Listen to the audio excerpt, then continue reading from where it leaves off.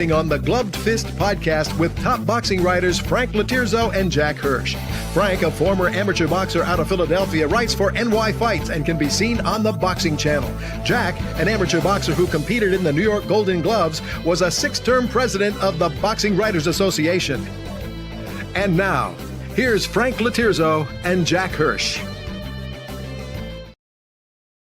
And we're back. Welcome to Glove Fist Boxing Show. We talk a lot of boxing. We also talk a few other sports. Tonight, I think we'll be touching on something else besides boxing because of our guest that will be on in about 10 minutes. My name is Frank Latirzo, former writer, former fighter, try to be a full-time observer, joined by former 6-term president of the Boxing Writers Association of America, Jack Hirsch. Jack, how are you tonight? Hey, good, Frank. We're not going to be touching on this for long, but it is another sport kind of, and I know you'll back me up on this complaint with this modern technology. I have ESPN Plus, Frank. I wanted to watch a little bit WrestleMania. I haven't watched wrestling for a while, but ESPN gave it such a build-up. I'm trying to get on. I have the app. I can't get on. I'm an old-timer like you. I'm maybe tech slow, put it that way. So I give it to my wife who's good at stuff like that. She's playing around 10, 15 minutes and can't get on. And I'm paying for this stuff. So who were you? Did you have a rooting interest? Because, I wanted to watch it, Frank. And we're getting the same nonsense you went through with boxing. With the show in Saudi Arabia, you were trying to give them your money and they wouldn't take it. Jack, and it's what's happening with sports. I haven't followed it that much, but I see the Sixers are in the playoffs. And I didn't realize till the game was over that they played the Celtics yesterday. I didn't even know Embiid was not playing. And I was thinking, all right, let me watch the game. I think the next game is tomorrow night, game 2. It's on Peacock. I think I have Peacock, but I'm not sure. Well, what's that? It wouldn't be a show if we couldn't start off with some type of complaint. Boxing-wise, Frank, we sent up Esther Shadisa Green, female fighter who got stopped Friday night and had a brain bleed. She was taken out on a stretcher. I didn't like the way ESPN handled that either. Not Christine Poucher, the broadcaster. She was fine. She showed a lot of compassion, but they were, even though they were informing us what was going on, they weren't somber the way they should have been. They're asking opponent, what do you think, with your next fight, with this, what do you think your performance tonight? I'm paraphrasing. Those were the questions they were asking? Yeah, they should have focused on Green. Her condition held off. It was the semifinal, actually, before the main event or the co-main event, whatever, before, Alice Baumgartner fought. And I understand the show goes on. You have to go to the main event and you have to describe the fight. But to just see the interview in the ring afterwards, someone's taken out on a stretcher, and it's like business like usual. They'll say something, we're concerned. We hope for the best. She's in our thoughts and our prayers. And by the way, what do you think your performance tonight? I mean, I'm paraphrasing. But stuff like that. Well, Jack, my feelings on ESPN. They leave a lot to be desired on many levels. Lee, wait. Lee Groves points out something that's accurate here. In order to have gotten WrestleMania, you had to upgrade from ESPN Plus. I'm paying extra money for ESPN Plus, Frank, to ESPN Unlimited. What the heck is ESPN? I didn't even know that existed. Unlimited? And what are they charging for ESPN Unlimited when we were going on? They weren't saying anything with how much more it's going to cost. It's gotten to be crazy. It is a joke. I'm telling you, wait till a couple seasons come by and you have to pay for your NFL games like you do for pay-per-view boxing. You'll see. That's where we're going. We're kind of there now. Yeah, kind of to a degree. You had a great reaction 3-4 weeks ago when it took place right before, when I told you the Keith Thurman, Sebastian Pandora was pay-per-view. You were like flabbergasted. I wish you saw your own reaction. Like, you couldn't believe it. Pay-per-view for Keith Thurman, Sebastian Fundora. It's the And the best fight thing went to do, exactly how Frank. everyone thought it would go. The best thing to do, catch it on YouTube right after. Pretty good light heavyweight / cruiserweight fought this weekend. Ben Whitaker from the UK. First round KO. First round KO. You saw it on YouTube an hour after his fight. If you don't mind finding out the result right after, then you're better off just seeing it on YouTube. You're not seeing, you might lose on the suspense factor. Not that that fight would have much suspense, because sometimes in YouTube they do a caption underneath. For example, Wilder and Chisora, when they fought, it wasn't the fight, even though they were two old war horses, it was a little bit intriguing still, as much as I hate to admit it. And I watched it afterwards. But when you know the result, Frank, and that takes something off of it. And I like watching it live, Jack. I'm sorry. I don't care what anyone says. Yeah. You get the real feel watching it live. How many fights have we watched that we saw them live and then went back and watched it on tape and said, yeah, well, not quite what we thought. Yeah, like, for example, you're right. One of the worst heavyweight fights was Jimmy Ellis, Jerry Quarry. Bad fight. But I remember the suspense of how the fight was going along, what the decision was going to be, how the fight was unfolding. That kept it entertaining. But if you knew the result, how many people would watch the 15 rounds after? Yeah, it would be really hard to have. And I've watched it a few times since then, and it's not easy. And I was a fan of both guys. And in my life, I was 10 years old then. That was a big fight. Yeah. At that time. Some good fights are taking place. I mean, Inoue, Nakatani, Du Bois, Wardley, Ramirez. Zurdo and Benavidez. Right. And then in June, Butsinis against Zayas. I mean, there are good fights taking place. I won't call them necessarily the best possible matchups, but they are good, solid fights. The one from Japan with Inoue, the problem is with his opponent, Nakatani. He was the one fighter they thought might be able to unseat Inoue, but in his last fight, he won the distance so poorly and won a very controversial decision that people would feel he lost that fight. So it kind of took the luster off, in a way. All right, Jack, I want to have a little fun with you though, because we're gonna have. I told you last week that Conor Benn was a one-fight deal, and he got $15 million. He got close to that, and now he just re-upped and signed a multi-fight deal, which has nothing to do with the deal for the fight he got against Regis Prograis. So Conor Benn is managing his career well, and he's probably the highest-paid fighter in boxing per talent-wise and excitement. You could. That's a good category, Frank. You just admit it. Pound for pound value for what the guy has talent-wise. Who gets paid the most for lack of talent? Maybe Edgar Berlanga would win that. Actually. We're going to have a good guest. We're going to be having him on in a minute. It's James Smitty Smith, and he has this podcast, In This Corner, great podcast with Lee Groves.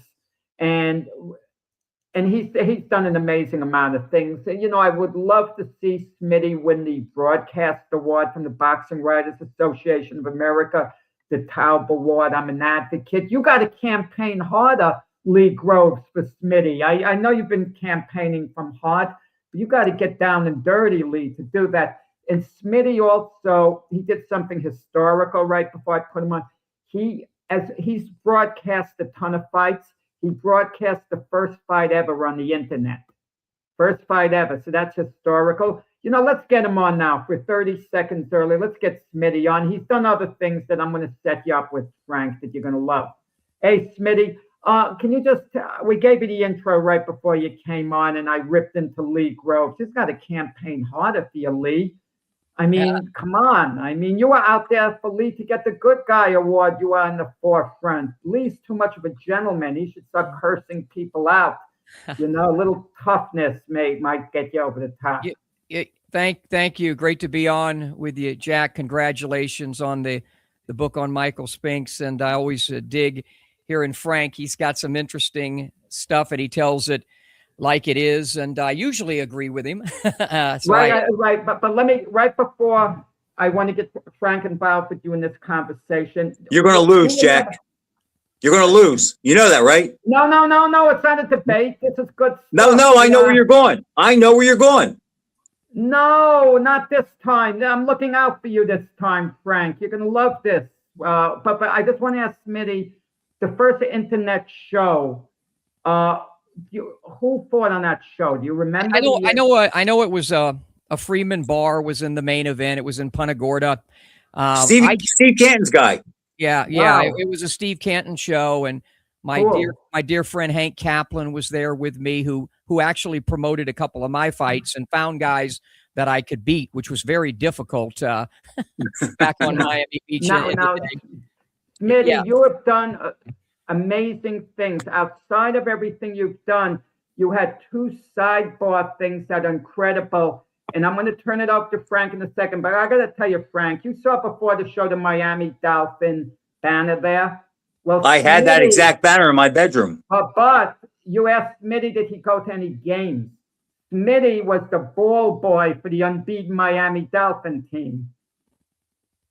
One of them with David Shula. David Shula, exactly. I remember that. I was so jealous of David Shula at that time. My dear friend, the late David Grant, who's no longer with us. I'll give you the story quickly. It's in my book. I'm actually working on my book now. I was blessed to be in Miami, born and raised there. But in the early 70s, it was typical for me to be with Muhammad Ali at the Fifth Street Gym, and later on in the afternoon be with Paul Warfield and the Miami Dolphins. But this great story happened after the Dolphins lost Super Bowl VI to the Dallas Cowboys.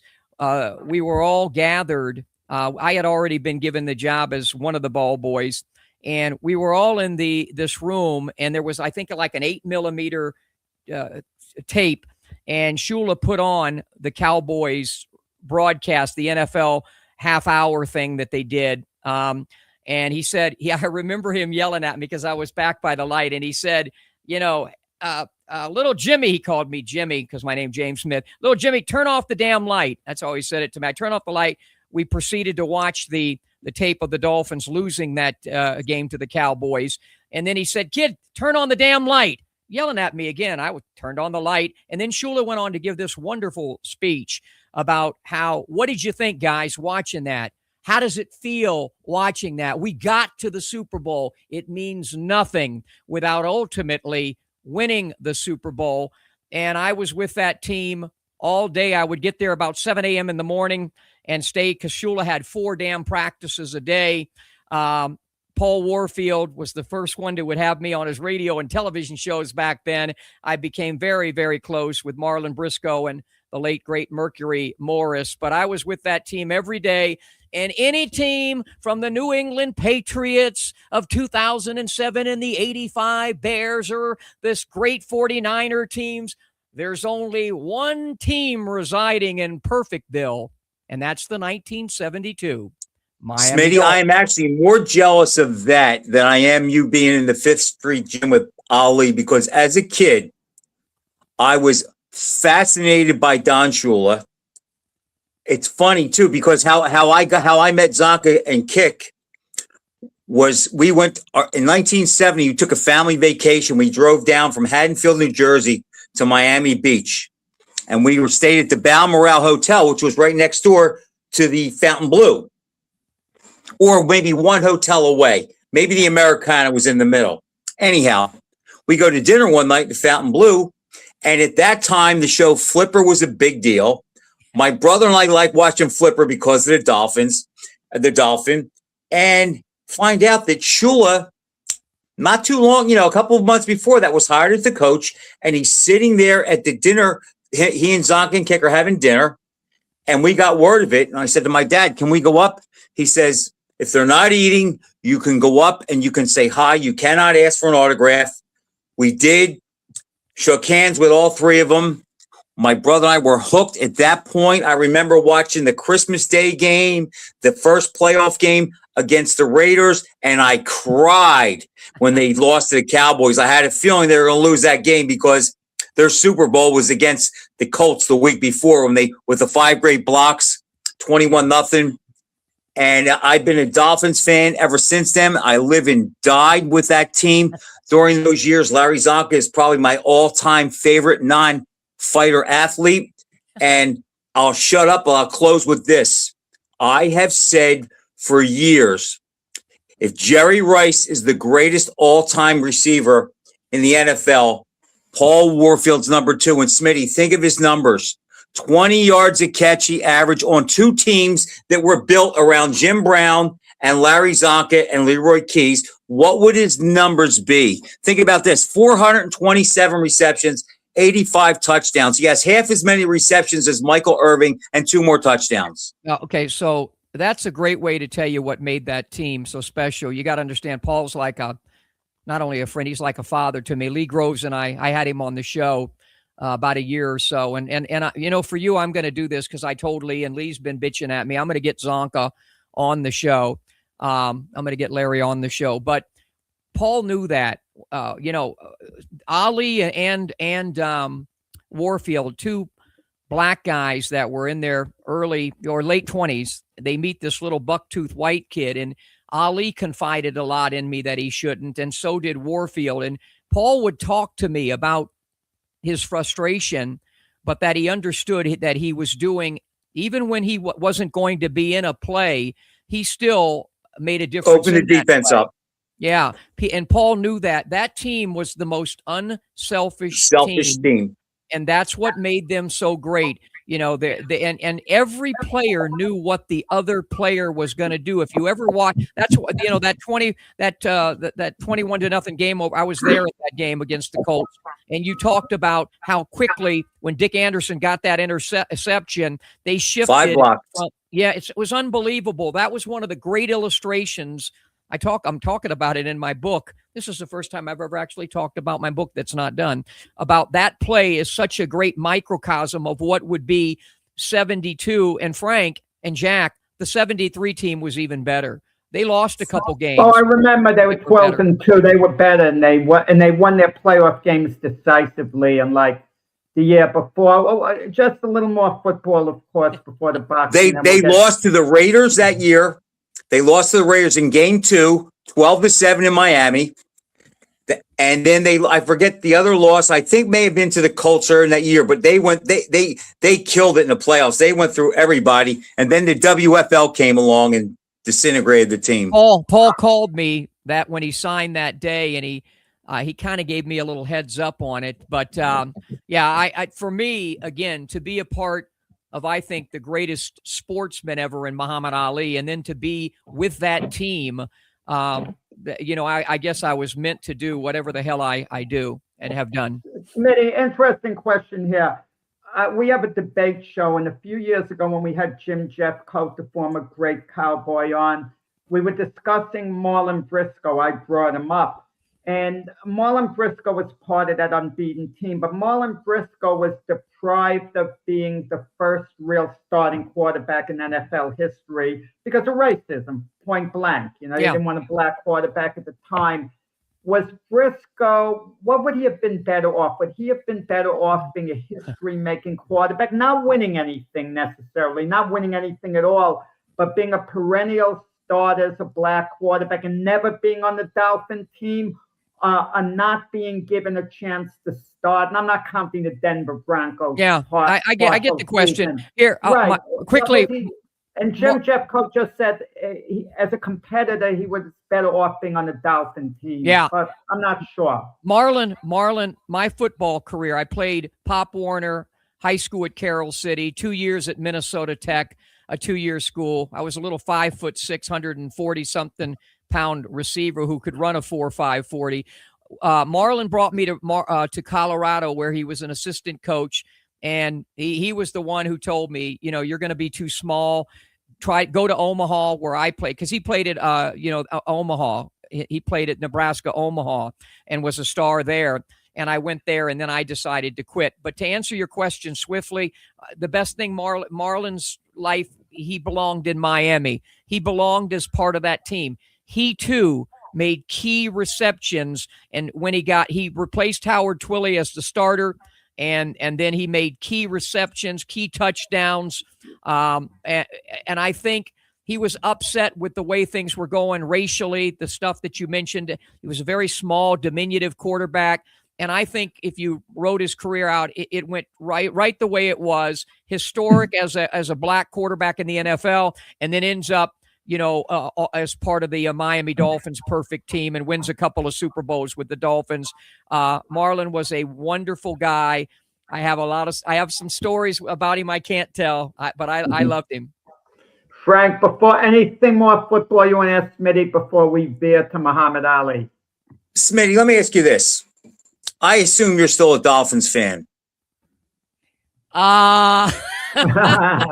It's hard, isn't it? Isn't it hard? I mean, since they beat the 85 Bears, I don't think there's been a lot to celebrate about. And I think that they're one of the most dysfunctional franchises in the NFL the last 25 years. I'll always root for the uniform, but my heart isn't in it like it was. No, I 100% echo those sentiments. The franchise has been, even after Shula gone, Shula left, I knew it was kind of over.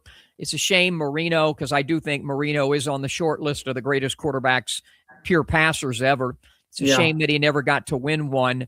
But yeah, they're in disarray. They seem to continue to be in disarray. And I watched them, and kind of like the Hurricanes, because at one point, that's why I was glad this year I got to actually root for my Hurricanes later in the year. But I don't follow them like I used to. I admit, man, I'm kind of stuck in those 70s. Sorry. My best football night this year was when the Hurricanes beat the Buckeyes on New Year's Eve. Now, Smitty, you had a heck of a childhood hanging around the Fifth Street gym with the greatest Muhammad Ali. Tell us how that was. So, my uncle, who was my ill-fated manager in my boxing career when I was a kid, said, I know you love Ali. Do you want to meet him? And I said, yes. And he said, here's what you got to do. We're going to go to the gym where we had already been. And he said, you got to camp outside on the corner by the drugstore. And I'm not helping you. I have not. And so I took a jacket that I still have. You might see it somewhere in the background there, and I wrote Muhammad Cassius Clay Ali. And then I wrote something on the back. And the first Sunday I waited, he didn't show. The second Sunday I stood there for about maybe an hour, and I see all these a lot of little short Jewish people on Miami Beach heading, and I could see all of a sudden this towering figure, two tall black dudes heading my way. Muhammad Ali comes, and as soon as he catches eyesight with me, kind of had to look way down, and he comes up to me, and he turns me around, and he reads the jacket, and he puts his arm around me and walks me up. And then we go up the rickety, stairs at the Fifth Street gym. And he told Sully there at the, let this little white boy is my main man. Don't ever charge him again. And I walked in, and from that moment on, I was part of that inner circle. And thank God to my sixth grade teacher, Mr. Wilson, who would let me skip school because he loved Ali, to supposedly write a report about the fight, which I did, but I was skipping school a lot to be with Muhammad Ali. And that is when it started for that first fight with Joe Frazier. And the irony was I would end up doing the last television interview with Joe Frazier on my television show. Not long before Joe died, he was in Vegas, and I did the last television interview with him. And I ended up having a love for Frazier, not quite as much as Ali, who I knew, but Frazier's at the top of my list for the fighters I admire and love the most. And I'm honored that I was able to do that interview with him and get to know him. I know Frank would know a little thing or two about the Philadelphia fighters. Oh, Frank worked out. He fought out at Joe Frazier's gym. I know. Yeah, I know. You know what I can't figure out? Joe Fifth Street gym. He was in Smoking Joe's gym.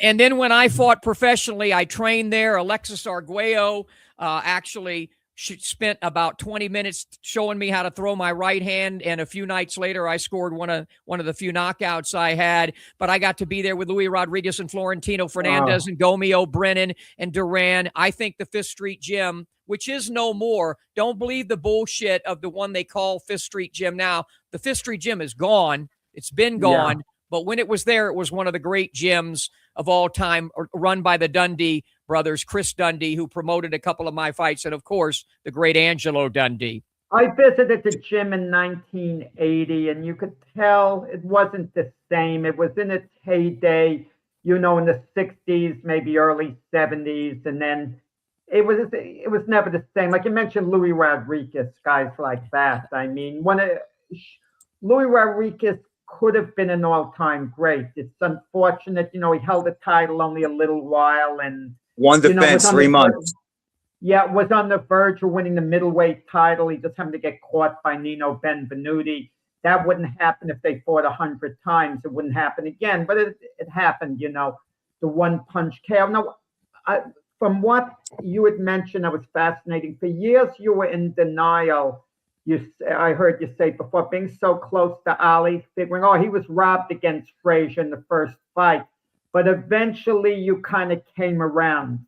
I can't, and it was Muhammad Ali. Make that two of us. Yeah, Muhammad Ali was on my radio show. He was already into the Parkinson's, but he told me on the air, I lost it. And I went home, and I remember telling my then wife, my ex-wife now, that how could I have been so stupid? Because later on, calling thousands of fights on television, I prided myself in being as good as I could possibly be, really trying to score a fight.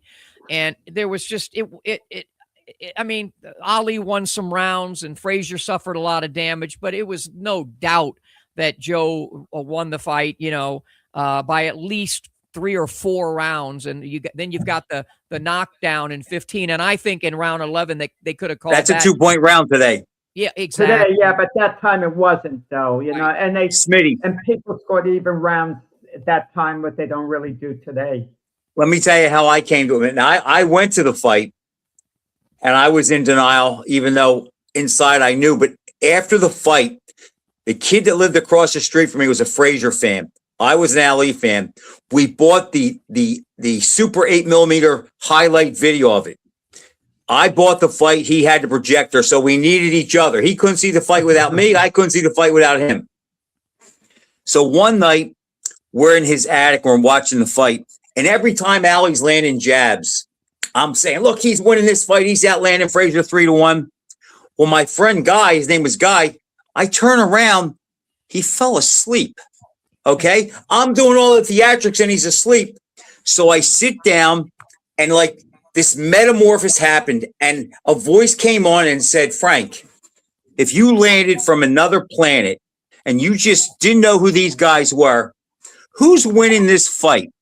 The tall guy in the red trunks or the short guy in the green trunks? And I said, the short guy in the green trunks is getting the better of it a little bit each round. And at that point, I let go, and I said, I'll never let my bias get in the way. I probably watched the fight 500 times. If you give Ali every break in the book, it's 8-7 Frazier. And if you score it like you didn't know who they were, it's 9-6 Frazier. Maybe right. 10-5.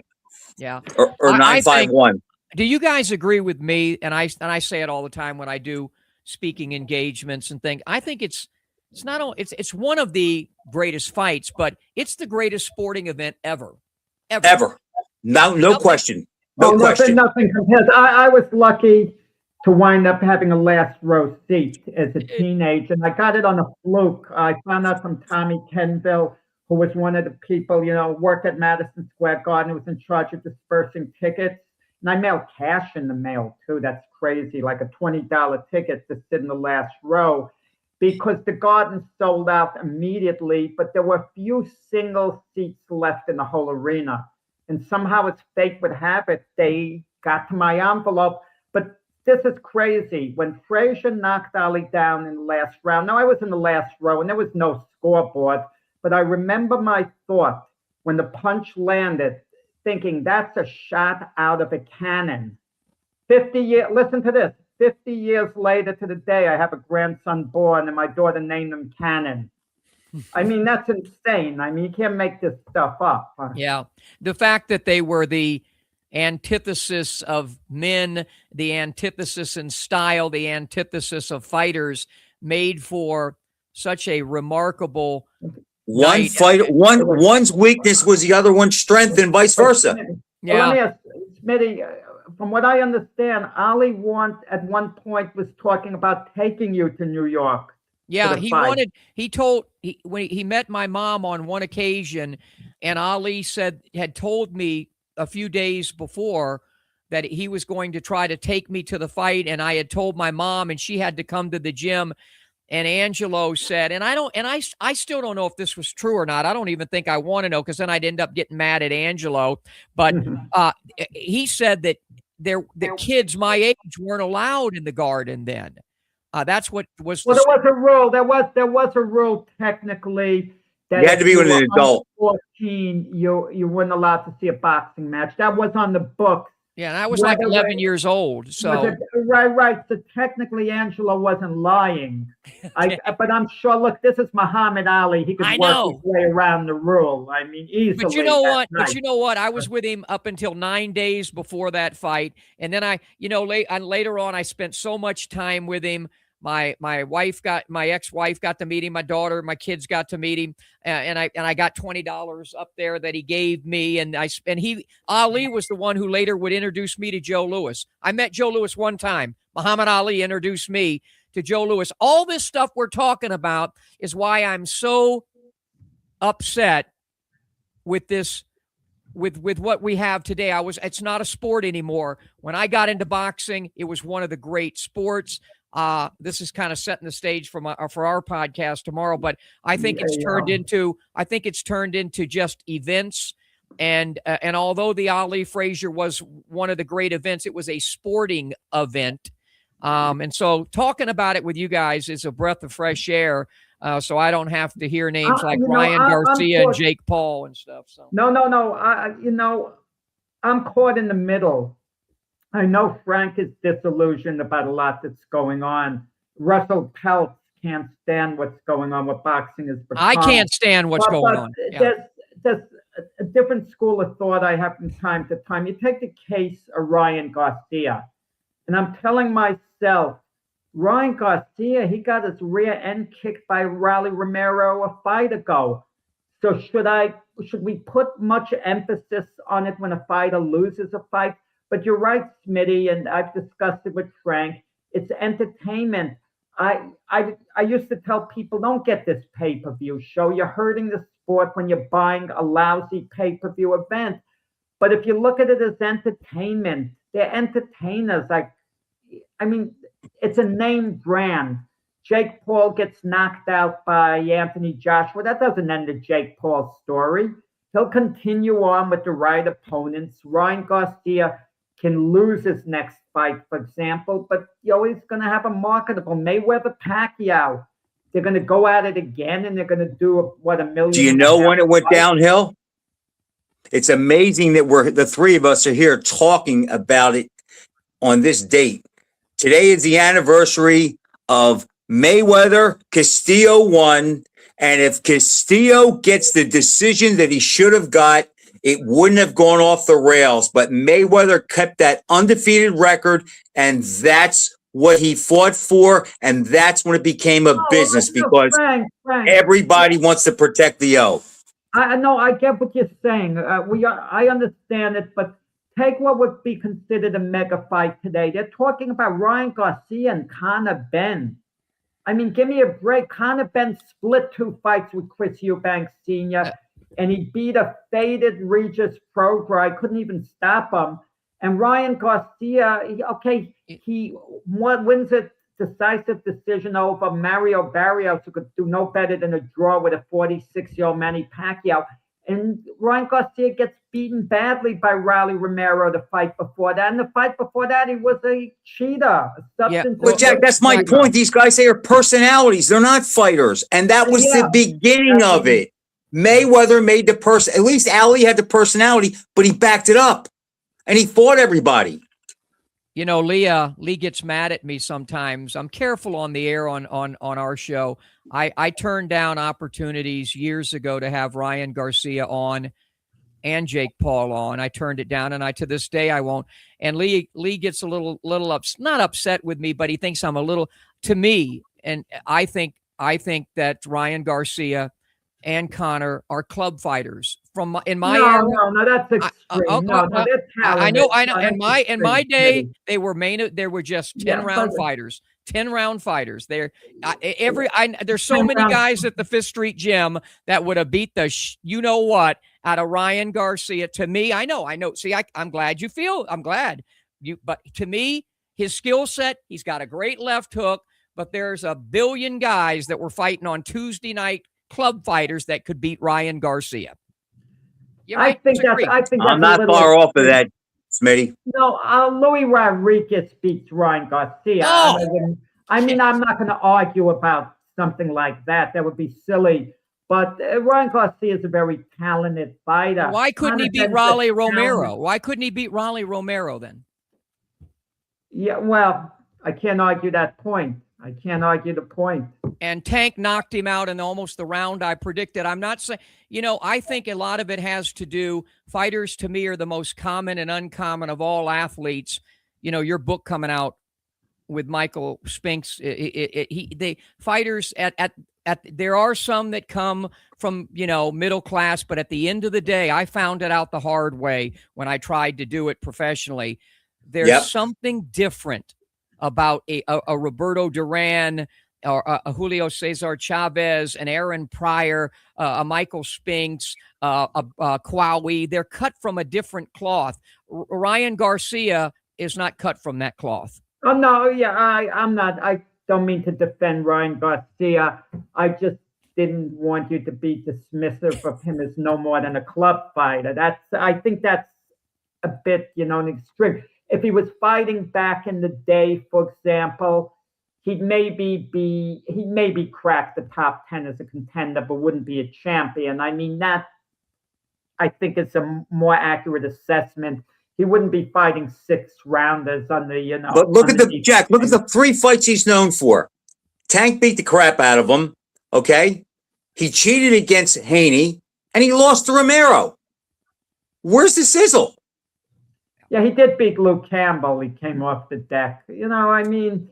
I see it, but I don't want to defend Ryan Garcia, guys. No, I think it's good that I don't mind losing that argument. Yeah. I just don't want to be so dismissive of the guys. For example, like today, you talk about the modern fighters. I don't want to be dismissive of them. Today was the Boston Marathon, for example. The winning time was 2:01 and change. That's insane. When one of my all-time favorites, Billy Rogers, won it 4 years, he ran in the 2:09s 2 of the years. And you're talking about being 8 minutes behind what the guy did today. You're running at that speed. I mean, so Billy Rogers couldn't have beat the guys today, but we can safely say that because we have a time clock. You don't have that in boxing. It's man on man is different though, Jack, than fighting the clock too. Yeah, it is different. Well, let me ask both of you, because you're both seasoned and I respect both of your opinions a lot, that I say, and I was talking to Warfield about this not so long ago.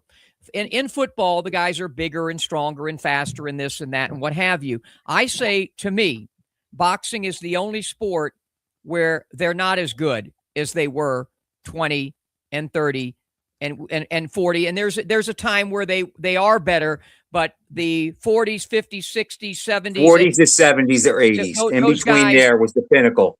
And I've been in the ring with a lot of them as old men. And then as the one, I've been in the ring doing in-rings with Ray Leonard and Holyfield and Tyson and Kwawi and all of these guys. Those guys are better than most of the guys. There are some today that could fight in any. Usyk to me could fight. My good in friend any era. Bud Crawford could fight in any era. But to me, I think the fighters of today are not as all around. But why do we pin it down on boxing, Smitty? We were talking football. Let's take the great receiver who's like another dad to Paul Warfield. Great receiver. if you want to call Paul Warfield an all-time great, I won't argue with that. I'm not sure whether his exact numbers would measure up, but he was great. But the catches that Paul Warfield made in his time, he wasn't asked to make those sideline catches that some of the great receivers make today. They make some astonishing catches today. Does that mean they're better than Paul Warfield? No. Paul didn't have to make those kind of catches because his skill set. He was the best. He was the best pass pattern runner ever, and his separation. His separation was so much that he did a little stutter step that he taught me at the sideline because he was way more open. That's cool stuff. Little Holmes, remember Ike Williams. I love when we can invoke a name like that against Bo Jack. Oh, boy. Smitty, I'll give you my case. I think the only place where technology and the advancement in time and evolution is a factor is in the heavyweight divisions, because 30 years ago, a middleweight still weighed 160. A light heavyweight still weighed 175. Michael Spinks would take apart Better Beeve and Bivol, and Quali would go through those guys. But when you get guys as big as Tyson Fury and you put Joe Frazier, Ali in there, it's like, let's face it, they didn't fight guys that big. No, that's the only place where I see there's a difference. And that's what I like about Usyk, because Usyk, who not only is born on the same day as Ali, but he's the same height and weight. Yeah. And because he can fight, he showed you what skills can do and offset size. Yeah. Smitty, I got to give you, just not to go off topic, but we will for a tiny bit. I got to ask you the bonus question that Frank and myself always have a lot of fun with. And he will get it right. He will get it right. Who would have won in their prime, in your opinion, between Ken Norton and Ron Lyle? In their both prime. At their peak, both at their very best against one another. You're not sure. You don't have to. Well, I might. I mean, in their prime. Like the Norton that beat Ali in San Diego, but Lyle could take a punch. Man, I don't know if they fought 3 times. I think you could have. It could be 1 and 1 and 1. Okay, toss up this thing. I'll go with Norton though. I'll go with Norton. All right, Smitty, I was wrong. I thought you were going to get it right and go with Lyle. Frank and myself. Frank swears. Yeah, go ahead, Frank. Yeah, there are some fights I'm just positive about. Lyle would knock Norton out. He owned him psychologically before the first bell. Here's a question I have for you, Smitty. I used to have Angelo Dundee on my ESPN radio show back in the late 90s, and he told me some stories. So let me see if you can just verify one of them. And I also know this because I knew someone that grew up with the fighter. Was Willie Pastrano the playboy that everybody says he was? I heard he was, but I don't know. I don't know. Okay, but your impression is he was. Yeah. Now, this was a little before my time. I never watched the fight in its entirety. Willie Pastrano winning the title over Harold Johnson. Was that a real robbery? Or is that kind of exaggerated a little bit? God, I haven't seen that fight in so many years. I would have to, I always like to watch fights that I struggle with 2 or 3 times, In the gym, who was Ali close with in the gym? Or who were you close with outside of Ali? Were you extra friendly with any other fighter when you were a kid at the Fifth Street gym? Everybody. Louis Rodriguez, Florentino Fernandez. Louis Cyria was a trainer who was Ali's masseuse, and he doesn't get the credit that he was a much bigger influence on Ali than people realize. Yes, he was. And Ali confided in him a lot more than people realize. They found Ken Burns did that special on Ali, and I got to thank Ken and his assistant, this gentleman named Ig, because they found footage of me that I had never seen several years ago, and they sent it to me, showing me walking down the street, Miami Beach with Muhammad, and showing me in the background at the gym. And Ali had, and I explained this to Lee, because Ali had a bunch of bodyguards that would watch after me, look after me, because he was always concerned. Ali was concerned at times about getting assassinated, back then. And he would kind of look after me and watch after me. But the Fifth Street Gym, it was just, I had such a great time there with all the different fighters, and it would, even guys like Frankie Otero who came along, and and Jimmy Ellis trained there, and Levi. That's my all-time favorite. Jimmy Ellis. I mean, how would you rate him? Oh, Jimmy Ellis needed to be just above middleweight and a light heavyweight at the most, obviously. As a light heavyweight, I mean, he could have been a killer, almost like not as good maybe as Ezra Charles, but Jimmy was a fantastic. Jimmy could box his ass off, but his mentality was fierce. He was trying to slug with Joe Frazier. Give me a break. People don't realize what a killer Jimmy Ellis was and how fearless he was. Yes. He went into that fight with Frazier thinking he was the puncher. Yeah. Levi Forte was there. Do you guys remember that name? What the distance He fought Foreman. Yeah. So many rounds that Foreman fight was. Yeah. So, I mean, there were so many characters. Wait. Let me ask you about this one character. Were you around Bundini Brown? Oh, so one time Ali was hitting the speed bag. Boppity, boppity, boppity. He's hitting the speed bag and he's talking to me. And I remember Ali saying to me, don't take this whatever way you want. He liked to call me little white boy. He said, little white boy, what do you want to be if you ever grow up? And I remember saying, I want to be like Johnny Carson and have my own show. And he said to me, Ali says to me, you will be like Carson. You will have your own show because you're just like me. You never shut up. And then I look over to Bundini, and Bundini was crying and talking to himself. And I remember looking at Ali while he's bumpity, hitting the thing. And he just does this, like saying, he's crazy, but I love him. And Bundini was just part of that chemistry, that entourage that was Muhammad Ali. What about Ali? When Ali lived in Cherry Hill, Ali rented a little house for him, a little bungalow that he lived in a couple miles away because he didn't want him so close to him. It was like maybe 3-4 miles away. It was off of Crescent Road in Cherry Hill. Yeah, Frank had a great story when he was in Ali's hotel room. It was just overheard with Miles Davis, is it? Yeah. That's a good story you posted. Davis Miller.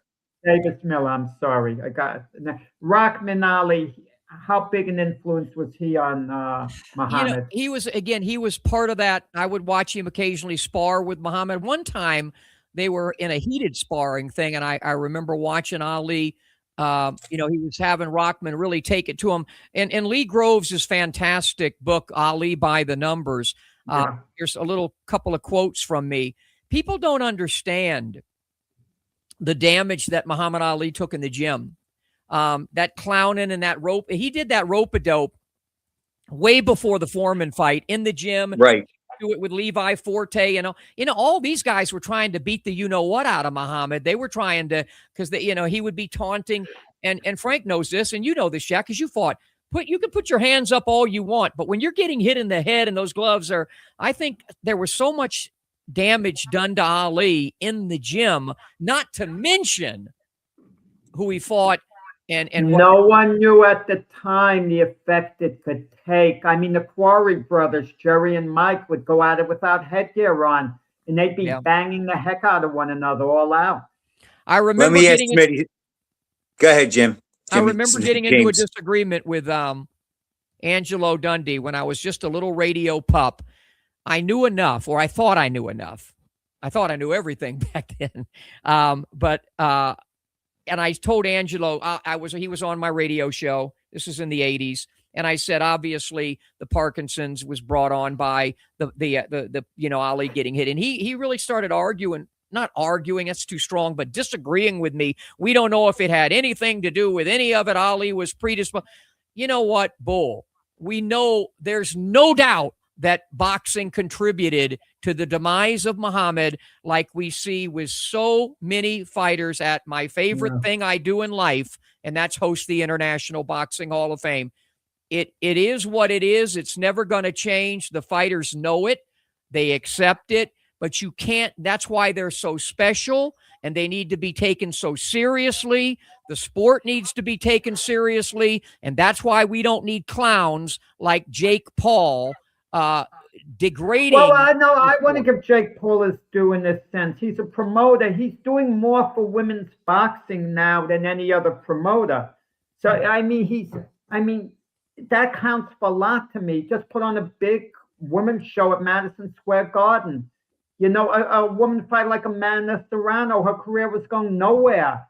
Jake Paul threw her lifeline. Yeah, He made that's her fine. Hall of That's fine, Jack. But when you go and tell people that you can, and you can say he's just kidding, just joking, the way he skipped the line and was able to do things and fighting old men, and it's degrading to me to see Mike Tyson in there and guys like that. It's degrading for me, and I don't mind if it's a little fun exhibition, but to call it a real fight and to have that on your record with a Jake Paul is disgraceful. Smitty, let me run this by you. I'm in the minority, but I'll go to my grave believing this. I really believe if Ali never fought Larry Holmes, his later life would have been better. I really believe. I know his career inside and out, but I really believe that night in October, with the medication he was on, his ill health, fighting in that heat, and fighting a guy who could do everything he could do at that time, only better, and smashing him in the head. Ali got hit more hard shots to the head by Larry Holmes, I think, than all of his other fights combined. All the other guys killed his body. Then they went to the head. Larry Holmes was ripping him with jabs and right hands. And to me, I just noticed he just declined so much after that. Where before that, if you go back and you look at the tapes before that, and after that, there's just such a profound difference. And Holmes didn't take it easy on him. I think Ali was going to have the decline anyway, but you might be right that sped it up, and it was a precipitous decline after that. All you have to do is watch his speech after that. Before that, his speech wasn't the same before the Holmes fight. Right. It was Jack, it was 4 times worse afterwards, and it never came back. It started getting because he got hit a lot. What about the Chuck Wepner fight? All the rabbit punches. I mean, I could argue that had more of an effect. I mean, I'm not saying you're wrong, Frank. I'm not saying you're wrong, but I don't think you could pin it on. Well, we may not know when it was, but we know why it was. It was from boxing. It was and Ali's one of his greatest attributes, other than the left jab and the right hand and the great legs, and was his the ability to take a punch. I mean, made him lazy. Once in a while, you get someone who beats the odds. I mean, like for my book, talking to Yaki Lopez, you'd think if anyone would have been affected by the punches, it would be Yaki Lopez. He was great, talking clearly, memory great. Look at Archie Moore and Jake LaMotta. Their diction was good late in life. I think it had to do with the thickness of your skull, too. Let's be honest about it. If we go down the list of the greatest fighters pound for pound of all time, look, whatever went on with them. By the way, nobody escapes. Something like this. Right. Just nobody. Let's just remember Miguel Canto passed away a few days ago, at age 78. I don't know, was it boxing related at all? Maybe it wasn't. But great flyweight champion. I was lucky. I met him at Canastota one year. Gina Aguilera up there, and I got to hang out with Miguel Canto a little at the museum. He just struck me as a very nice man. Yeah, great, and he was he's shorter than I am. I always love the guys that are diminutive like I am. And so, hey, I know you're going to be there, Jack or Frank. Are you going to be there in a couple of months in Canastota at the hall? I would like to be. I haven't made plans, but I want to get there. Yeah, be great to see. Of course, Jack, I know you'll be there, and hopefully they'll pop you on stage with me with Michael. The big. Well, no, I don't think that's happening. So No? they got basically their schedule. Events, whatever. So I talked about it. I don't think anything particular, but it's the 50th anniversary of the 76 Olympic team. So I know the way it works at the Hall of Fame. They're going to have those guys moving all over. They're not going to stay still for a while. And I don't think there's going to be a ringside lecture like with all of them together. They'll just be moving from point to point. But I haven't gotten the roster yet. They haven't. I'll get the roster in a week or so. Do you guys think that 76 team is perhaps one of the greatest Olympic teams ever, right? 76-84, which was a better So it comes team. down to Leonard and Spinks versus Holyfield and Whitaker. Yeah. Wow. That's yeah. So Yeah. who gets the edge there? That is, yeah. That I still, I still go with 76. I'll go with 76. I'll go Leonard over Whitaker, Spinks and Holyfield. They're two of my favorites. That's a tough call. Yeah, That's a tough call. In 84, the Cubans and the Russians boycotted the Olympics. That's true. That wasn't the case in 76. Right. So, Yeah. but yeah, I mean, I think the 84 team, you could say, was a little deeper, perhaps, or, all around. You'd get a fighter like Virgil Hill, who was a silver medalist. So I think it was a little deeper in that. A lot of people don't realize that the Cubans didn't, they weren't part of the Olympics until 72. That was their first year at the Olympics. I don't know if you guys were aware of that. Was that Teofilo Stevenson in the game? Yes, that was the first time for the Cubans at the Olympics, and they made a splash. Yeah. Yeah. I still though, with one of my great memories in Canastota, we celebrated April the 1st was the 22nd straight year that my television show In This Corner has been on the air, and I'm going to try my best, if my body will hold up, to do about maybe 15 more shows. But one of my greatest things was the in-ring I did with Ray Leonard when he knocked the crap out of me with a left hook inside the or in the ring there in Canastota. There's talk that I might do an in-ring with Gennady Golovkin if we can set it up and make it happen, and that'll be the first in-ring that I've done since the last one I did was with Devin Haney some years ago. And I like Devin. He's a good fighter, but I'm more excited about Gennady Golovkin. Yeah, Smitty, I sparred Ray Leonard in 79. Uh-huh. How'd you and do? He hit me with a triple left hook, elbow, shoulder, chin. And when he went to the shoulder, he hit the elbow, then he hit the shoulder, and I dropped my hand, and he came right over to the chin. Now, he didn't throw everything he had, but he buzzed me real good, and I said, that was a setup, wasn't it? He goes, Frank, you're one of the few guys that picked that up. This was right before he fought Tony Schiavone in June of 1979. He came to Frazier's gym, and there weren't a lot of guys there to spar, and I was the closest guy to his size.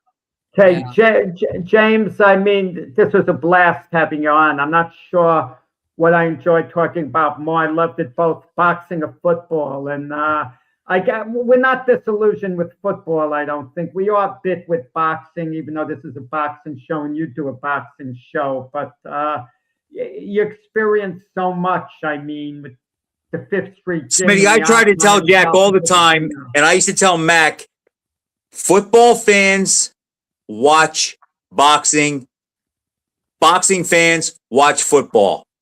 I really think they go together a lot, and I don't mind mixing them to a degree, but it's like football fans watch boxing, and most boxing fans watch a lot of football. And no matter how much longer we're talking about football, and it's been made easier for the Dolphins with the schedule, there's still 10 years from now when we're doing this again, there's still going to be only one damn team in Perfectville, and that'll be my 1972 and Frank's 1972 Miami Dolphins. And you know what? To put a period on that in a negative fact, Smitty, and guess what? They'll still only have 2 Super Bowl wins. And my New York in 10 years.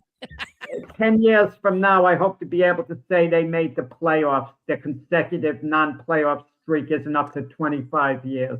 And but Jack, their most recent playoff win is sooner than Miami's. The Dolphins have the longest playoff drought in the NFL. Well, the Jets have the longest. But Smitty, it's been a real blast having you come on. Thanks a lot. We, hope you could come on in the future. When your book comes out, let us know, and you'll come on and, you'll talk about it. Okay, and I'll try not to call Ryan Garcia a club fighter. Smitty, I never met you before. Nice talking to you. Yeah, great guys. Okay. You guys do a great job. Thanks a lot, Smitty. Thank you. All the best. So that's it, Frank. We got about a minute left. Anything to wrap up or what? It was great. Oh, I guess next week I lined up Aaron Snowell who was in has trained a number of name heavyweights, was Mike Tyson's chief trainer the night he lost the title to Buster Douglas. The Aaron And I Snow- want to run a story by him regarding Muhammad Ali up at Deer Lake Camp, where Ali talked about leaving money in a suitcase and left the room to see who would take any of the money. And Aaron Snowell was one of the guys, and I think he how did it go? I forget, but he was in the room and nobody took the money, and Ali went and told his mother about how good the kids were, and I think that's the story. Something back in Deer Lake. Okay, cool. Okay, Frank, great show. We had a lot of fun. See you next week. Smitty was good. All right, Jack, we'll talk.